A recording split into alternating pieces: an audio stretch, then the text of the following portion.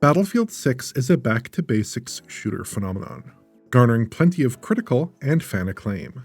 Plus, it's a good-looking game that runs at a blistering pace on PS5 systems, as we've covered in prior content. But how does the game fare across all the console systems it's shipped on, including PS5 Pro and Xbox Series machines? Can this game scale up and down to match the capabilities of contemporary console hardware?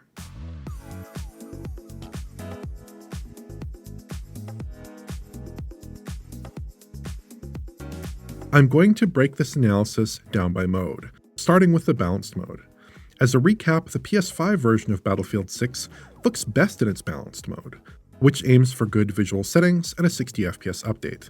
Volumetric lighting is clean and relatively sharp, and draw distances aren't distracting. Rendering resolutions here come out at 1440p or close to it pretty often, as we can find in a few comparison shots captured from different points in the single-player campaign. Performance is a faultless 60 FPS for the most part, minus some animation stuttering, which I noticed most obviously in the game's penultimate mission.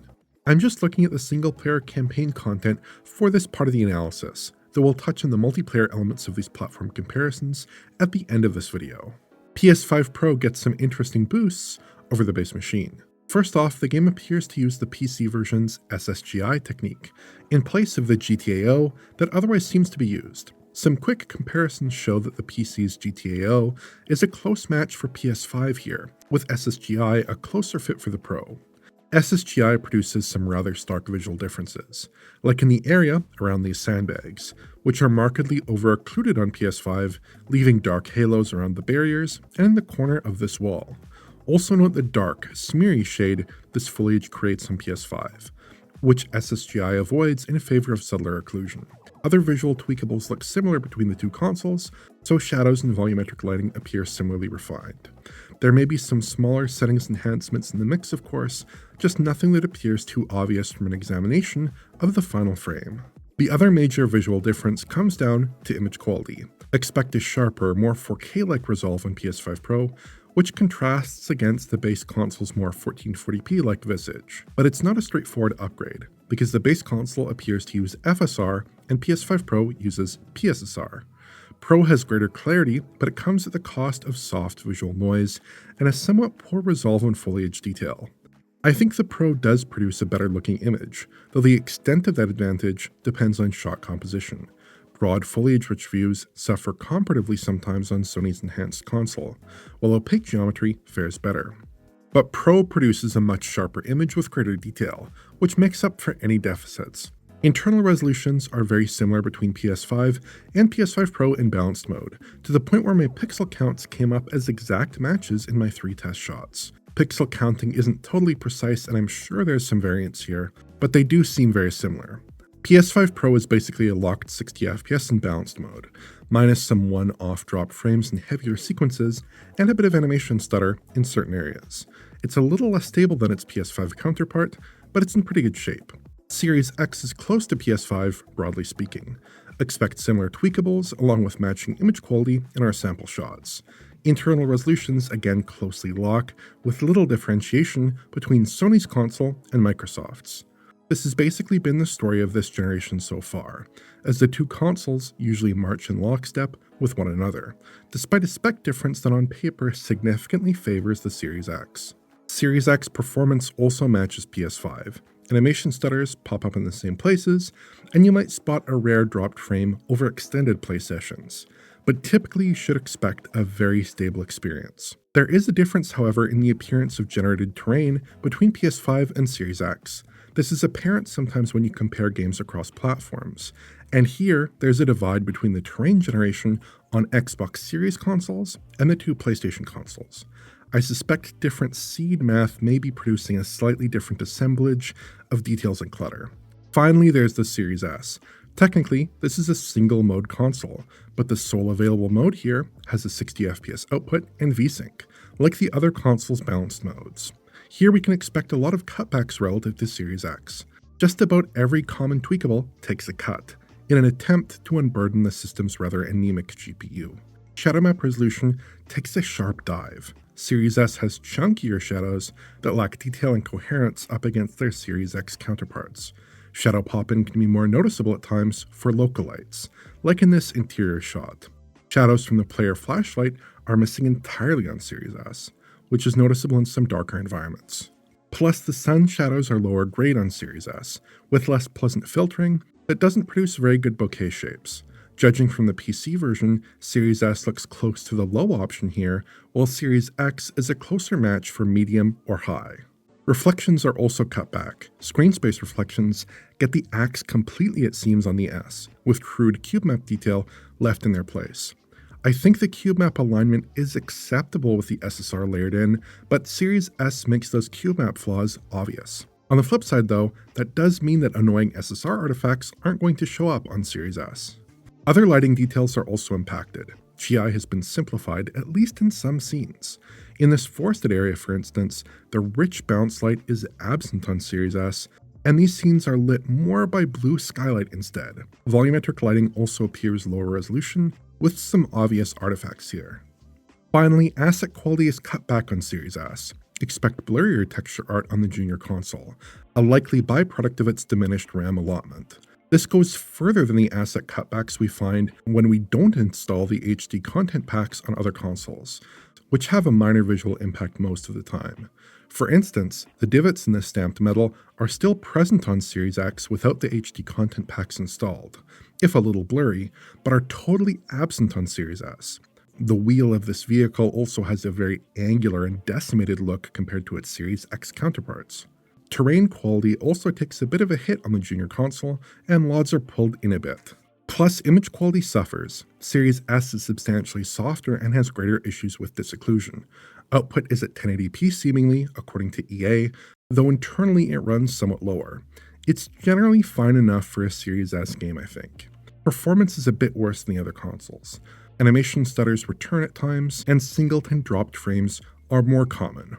Again though, for a Series S game there is a little bit of a diminished standard, and I am reasonably happy with the performance level overall.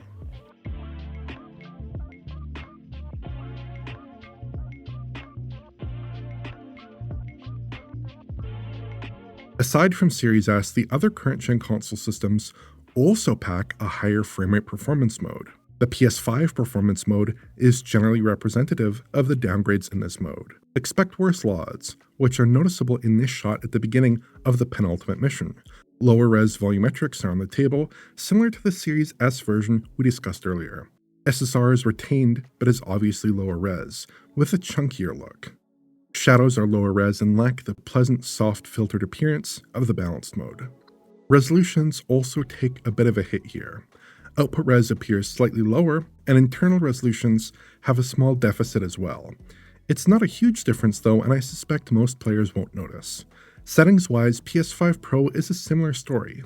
Expect matching tweakables across a range of game content, though LODs are pushed out a bit further on the enhanced machine.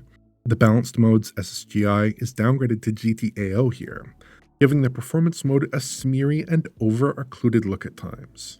The performance mode also uses PSSR, and it's not clearly better or worse than FSR in the base machine. It's a trade-off, basically. More noise and less image stability for more clarity. And unfortunately, because PSSR often struggles with lighting that needs to be temporally accumulated, expect a somewhat messy AO resolve in performance mode. Series X, on the other hand, is very similar to PS5. Absent the terrain quirks I mentioned earlier, it's basically a match for Sony's base console. Similar tweakables, image quality, and resolution are apparent on Microsoft's premium machine. All three of these consoles run with a bit of an unusual frame rate configuration in their performance modes. With VRR turned off, they operate with constant screen tearing, pushing new frames to the display as quickly as possible. That's even true at 60Hz output, where any frame rate advantage above balanced mode is not really obvious. I think these modes shouldn't be used without VRR, and I'm a little surprised they're even exposed for non-VRR displays in the first place. But when you engage both VRR and 120Hz output, the performance modes shine. On PS5 and Series X, you should expect average frame rates in the mid-90s throughout the campaign, with smooth frame times. PS5 Pro kicks into higher gear, usually hitting and holding frame rates in the hundreds of frames per second. On both PlayStation consoles though, cutscenes run with capped frame rates, while they run uncapped on Series X. Some quick testing in matched shots shows the pattern more explicitly. PS5 and Series X are roughly mirrored in framerate terms, while PS5 Pro enjoys a noticeable framerate boost. In practice, though, I think they all feel very smooth and responsive on a VRR display.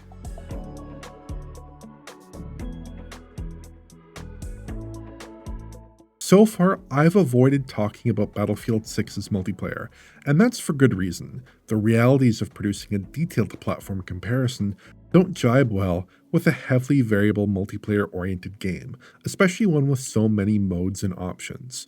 Based on a bit of testing, I believe the multiplayer should correspond pretty closely with my campaign comparisons, but I don't have time for an exhaustive look.